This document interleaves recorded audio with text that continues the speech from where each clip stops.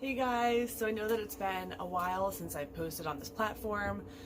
I was just taking some time for myself and really working through some traumas and experiences that I needed to work through personally. And I felt like I couldn't share or be vulnerable, so it was difficult for me to share on this space. So now I'm getting back and really trying to work on being authentic to myself, and vulnerability is part of that. So here I am, and the last year I have still spent sober, so hopefully making that 5-year marking period this summer. So with that being said, I'm making a video because I've started a new experience for myself, and I've begun coaching, and it's something that I've always wanted to do. But after just everything that I've gone through, it was like I just have to jump in and start doing it. So I just wanted to take some time and talk about coaching and therapy. And I want to start off by saying that I love therapy. I think that therapy should be mandated for everyone. I think it's so important for everyone to be able to have an outlet and someone to talk to. And I know even for myself sometimes, especially within the last year, I felt like I was suffering alone. And just even being able to have a therapist to talk to once a month, once every 2 weeks, whatever it was, really helped me to be able to get through a lot of what I was going through. And in my eyes, that's what I think therapy is really a lot for starting your journey. So we've all been through stuff. We all deal with things differently. We've all come up with these skills from our childhood that have created this space for how we react as an adult. And if you're not connected to that because you haven't been in therapy, it's hard for you to understand or to get connectivity to that without being in therapy, where a therapist can kind of help you to connect those dots, to help you to move forward and understand, oh, this is why I react this way. And I think it's great, especially if you're just starting out and you're realizing like, oh shit, I have shit. And if you think that you don't have shit, I think you should probably get checked to see if you're a narcissist because we all have bullshit. No matter what, we're human, nobody's perfect. And in that being said too, like your therapists and your coaches are not perfect. They all have their own stuff too. So please always be mindful of that. Remember that we're human. And I know that even I've had my experience where I have a hard time in having to remind myself that my therapist or my coach is human as well. They all make mistakes, and sometimes they trigger you. Just always try to think or remind yourself to sit back and why am I being triggered in that sense? There's also very different type of therapist. So when I originally got into therapy, almost every single therapist that I had first set out to, that I first saw, was the therapist that I saw for an extended period of time.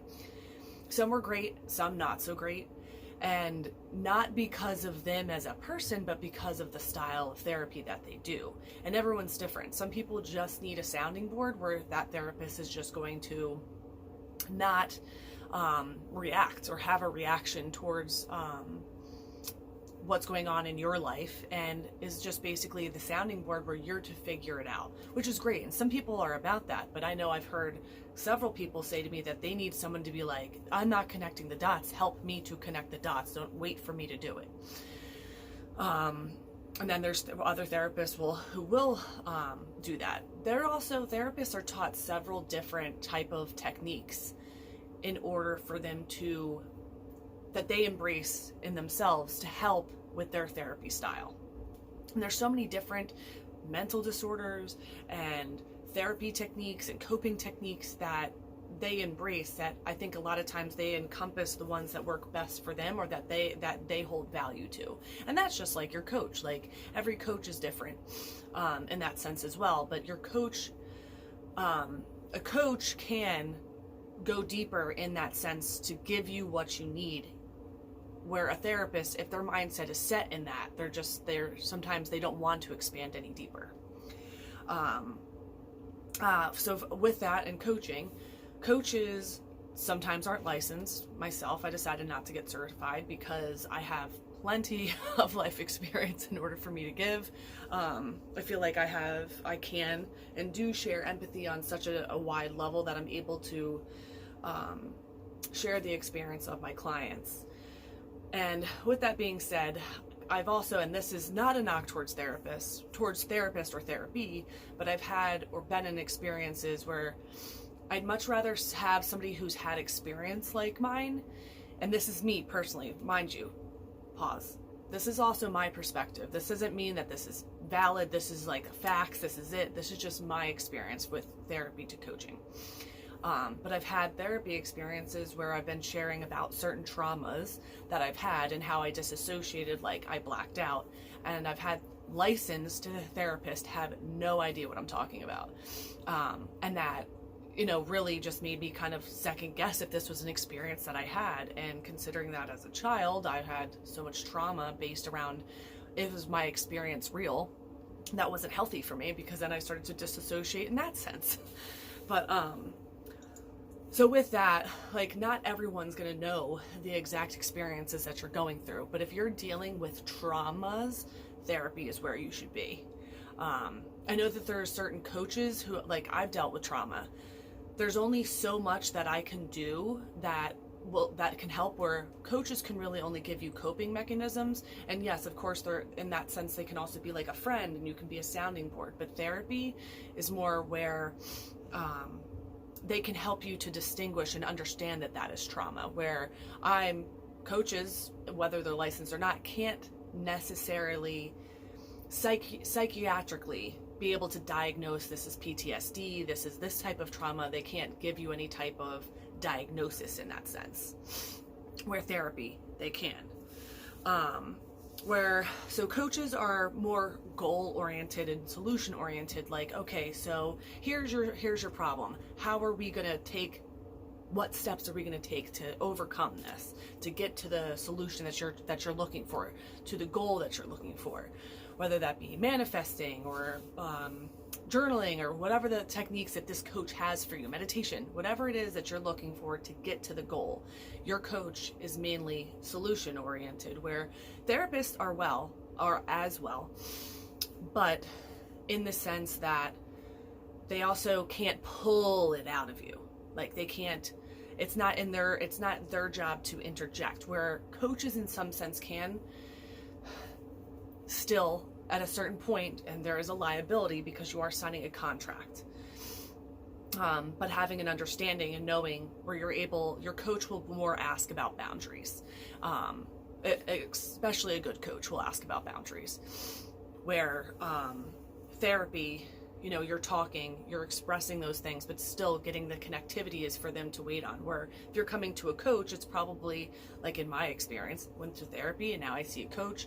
I see a coach because I was running myself in circles in therapy, because it was just repeating the same things over and over again. This is the life. This is this is my story. This is this and this. And like having an understanding of everything that I had experienced and what I was going through, but not putting it together and being able to actually take action and do anything for myself.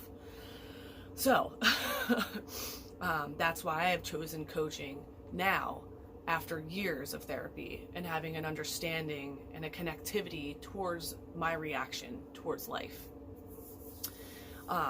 So that's just my experience, my interpretation, my perception of coaching to therapy. So I hope that's helpful to anybody who's like trying to figure out, like, should I see a coach or should I see a therapist?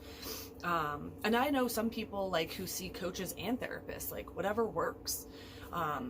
Like I've said, I've shared this on Instagram and my other platforms. Like, if you don't invest in yourself, you can't expect other people to be investing in you, for the simple fact that by investing in yourself, you're showing other people how to show up for you. So that's all for me. I hope that's helpful, and I'm really happy to be back. So hopefully, I'll be making more videos and sharing my experience with you guys on being sober and what it's like being sober. And I just want to share it too, because I feel like recently I've had a couple people coming to me about my experience in being sober. And not, I guess, like having a connectivity towards their experience in trying to get sober. Life is better, at least for me.